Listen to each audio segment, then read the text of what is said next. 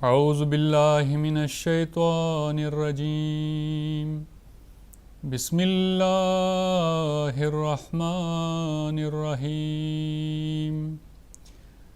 کلمتان خفیفتان علی اللسان ثقیلتان فی المیزان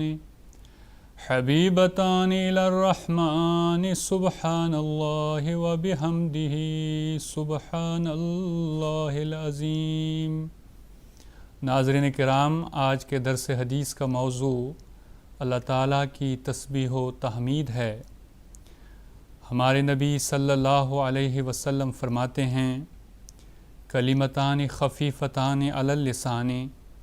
یعنی دو باتیں ہیں جو زبان پر بہت ہلکی ہیں،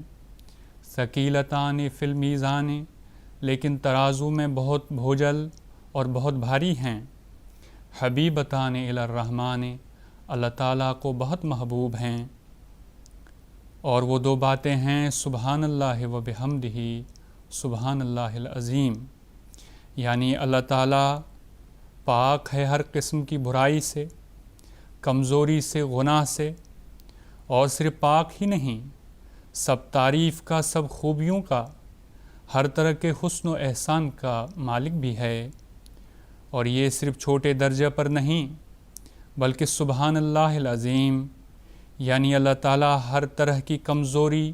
اور نقص سے پاک ہونے کے علاوہ ہر طرح کی بڑائی اور عظمت اور شان بھی رکھتا ہے۔ بخاری کتاب التوحید، باب قول اللہ تعالی ونضع الموازین القسط۔ ان دو چھوٹے سے مگر بہت پیارے فکروں میں ہمارے رب کی ایسی تعریف ہے جو بڑی بڑی کتابوں میں نہیں ہوگی۔ ہمارے رب کی کتاب قرآن شریف میں اور ہمارے نبی صلی اللہ علیہ وسلم کی باتوں میں جہاں اچھی طرح کھول کر پوری تفصیل میں ہمارے رب کی صفات اور پیارے نام بیان کیے گئے ہیں، وہاں بڑے بڑے مضامین جو باریک اور لطیف ہیں بہت ہی تھوڑے الفاظ میں بیان کیے گئے ہیں،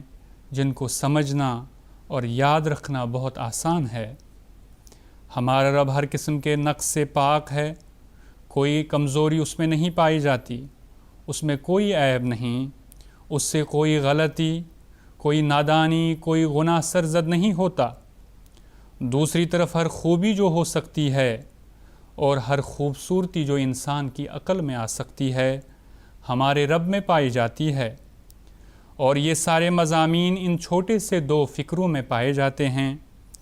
آئیے ہم ان دونوں فکروں کو زبانی یاد کریں اور ان کو دہراتے رہیں۔ سبحان اللہ و بحمدہ سبحان اللہ العظیم۔ حضرت غلام رسول صاحب راجے کی رضی اللہ تعالیٰ عنہ، جو حضرت مسیح موعود علیہ السلام کے صحابی ہیں، کی ایک روایت ہے، وہ کہتے ہیں کہ خاکسار نے ایک دفعہ حضرت خلیفۃ المسیح ثانی رضی اللہ تعالیٰ عنہ کی خدمت میں تحریر کیا کہ حضرت اقدس مسیح موعود علیہ السلام کی بیعت کے بعد حضور کے فیضان سے مجھے غسل دماغ نصیب ہوا۔ اب اگر قلبی غسل اور انارت کا افاضہ حضور کے طفیل ہو جائے تو دماغ کے ساتھ قلب بھی منور ہو جائے، یعنی جو باطنی نور ہے وہ بھی مجھ میں پیدا ہو جائے اور اللہ تعالیٰ اپنی جناب سے عطا فرما دے۔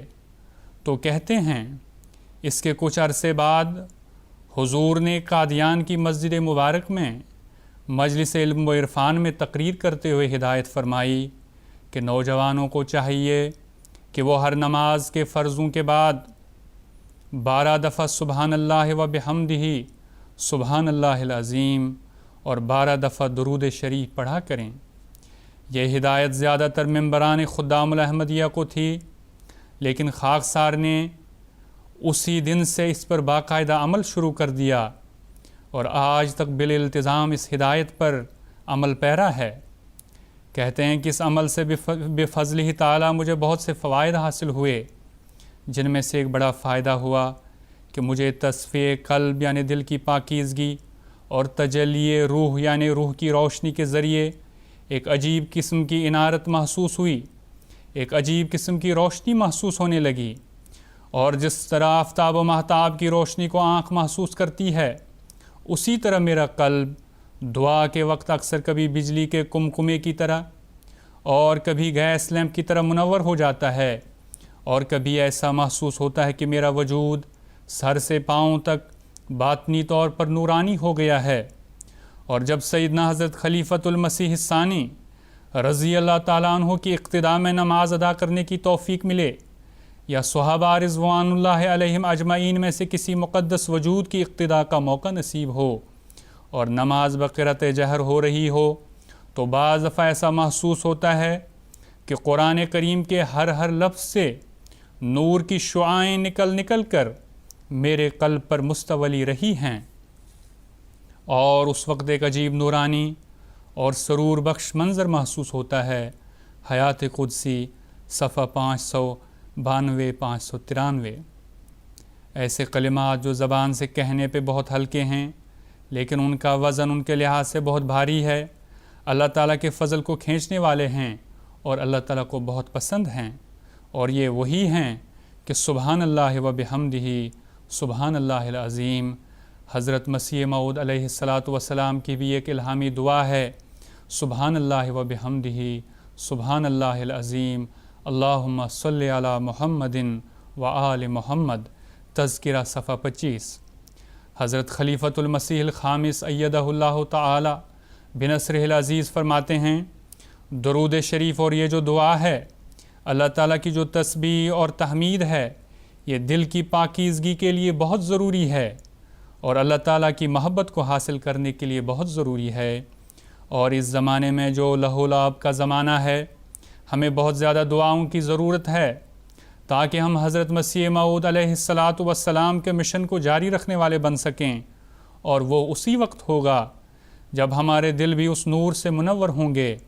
اور اسی سے پھر اللہ تعالیٰ کے فضل کو ہم جذب کرنے والے ہوں گے۔ پس درود اور عبادات سے ہمیں اپنی زندگیوں کو سجانا چاہیے۔ خطبہ جمعہ 29 جنوری 2010۔ پس اللہ تعالیٰ ہمیں ان روشن تعلیمات پر عمل کرتے ہوئے اللہ تعالیٰ کی تسبیح و تحمید کرنے والا بنائے۔ وآخر دعوانا ان الحمد للہ رب العالمین۔ سبحان اللہ و بحمدہ